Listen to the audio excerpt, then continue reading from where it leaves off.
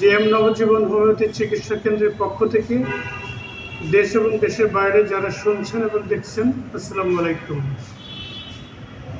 যে সকল রোগীর এই বাত ব্যথা নড়াচড়ায় বৃদ্ধি পায়, একটু নড়াচড়া করলে প্রচণ্ড কষ্ট হয় এবং যদি এইভাবে স্থির হয়ে শুয়ে থাকে তাহলে এই বাত ব্যথা আরাম বোধ করে, আরাম লাগে।